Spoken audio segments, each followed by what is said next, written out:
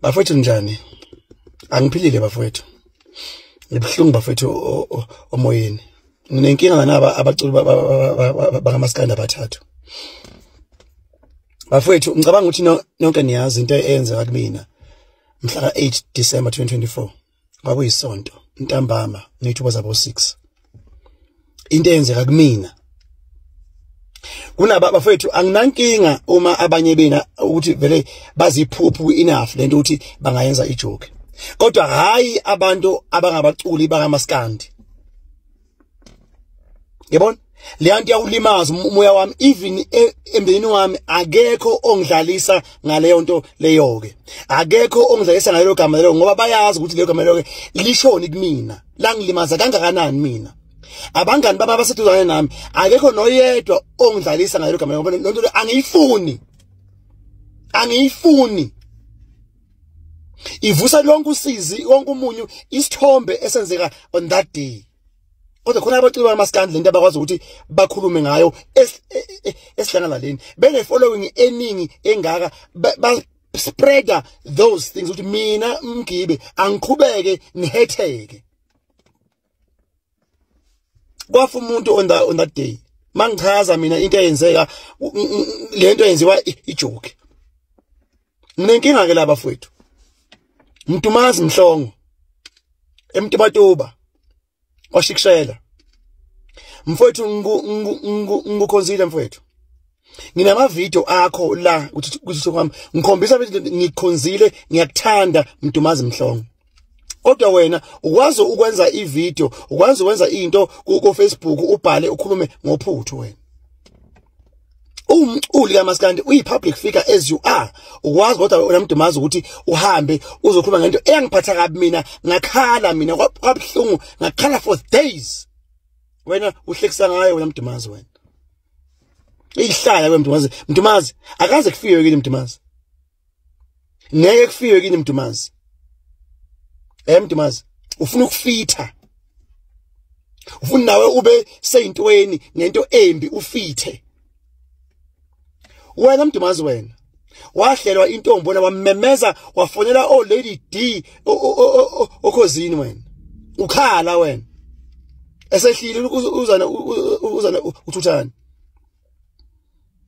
lonto leyo umuntu owakutekitisa ngayo kwaba umjito owudlala naye lapho ke unjoko wena nongcofana naye uyena umuntu odlala ngayo thina abanye sathula wahlela intombi naye ngisho ingoduso ayisho umfazi intombi wakhalisa okwe ambulance wena Mtumazi wena nezitho ezinkulu azothi umuntu esifazane okhulelwe ophethe iBP wena Mtumazi wena namhlanje uzoklifi uphuthu amasimba lolo ngiyafisa ngathi uthi kini kwaMhlongo kungefiwe Mtumazi ngiyafisa ngathi kini kungefiwe Maganga Thishela Mfunga Mlojo emahlabathini ngabe ungaceza noma wakuphi ngabe Olundi mfowethu I'm very disappointed mfowethu on you nekhanda sazi ukuthi isondele Mbongolo mfowethu kuwena mfowethu ngiyaphoxeka because abantu abalandeli bami bayazi ukuthi igama likaMaganga alipheli emlonyeni wami ngikhonzile mfowethu ngiyakuthanda Maganga ukwazi ukwenza nawe ivideo ukhulume ngophuthu into eyangilimazayo mina Maganga and as close as we are mina nawe kodwa ukwazi wena ukuthi ukwazi ukuyobhala ukukhuluma into ngami uzama ukufitha Maganga uzama itrend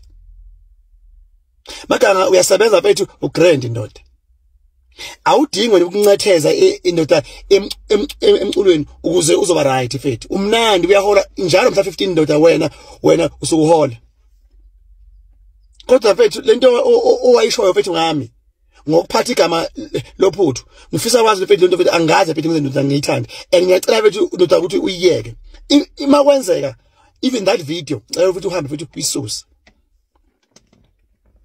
ngiyakuthanda mfethu and ngeke ngikhulume mfethu izinto ezombhedo ngawe because ngikhonzile mfethu kodwa wena ukwazi wena ukuthi wena ukwazi ukukhuluma ngento eyangikhalisayo yangondisa ngaluze iweight mina uhlekisa ngayo Maganga uzoba yinawo umboqo lo mboqo lo nemhlathi emide nekhoma uthiwa yini navigator losiphupho kuleso esihlala ko live ebusuku ngo11 angikwazi ke wena angazi ngisho ingoma yakho eyodwa ngeke futhi ngikhulume lutho ngoba angikwazi nje kodwa nje engifisa ukubuza mfethu akufiwa kini wayibuka qala ivideo yami le engayenzayo ngaphambi ukuthi uzobhala la masimba la yawubhalile wayibuka ivideo wakubona ukulimala nokopha kwenhliziyo yami ngaphambi uzobhala ngodoti lona uzena wabhala ngawo ngifuna wazi wena mfana wena navike wakhona lo mpoqopoqo lo ukuthi lonto iyangilimaza mina wena njengeciko lika maskandi akumelanga uhlale ngezinto enjengalezo ke ku social media. I hope ukuthi uyangizwa lonto bafethu iyangidina namanje futhi isangidina namanje. That is why umuntu engimbona ku WhatsApp naye a post immediately I delete that person's number totally. Qhubekani madoda ngibonge bafethu kubacuba maskandi engakaze ngibone post ngabo enophuthu bafethu ngiyabonga uzwela nami nokunderstanda into yokudlala nento engamele ukuthi kuhle bafethu kudlalwe ngayo. Ngiyabonga kakhulu bafethu kubo bonke futhi abangakasho lutho ngophuthu nizinsizwa bafethu ngiyabonga. Angeke lonto ngizoyimela ngoze ngife akumele ngife. Lokho ngifuna angeke ngihlekise ngamasimba mina. Umbhedo kimi umbhedo. No matter ukuthi usho ubani umuntu omkhulu nonsense remains nonsense like me. School out.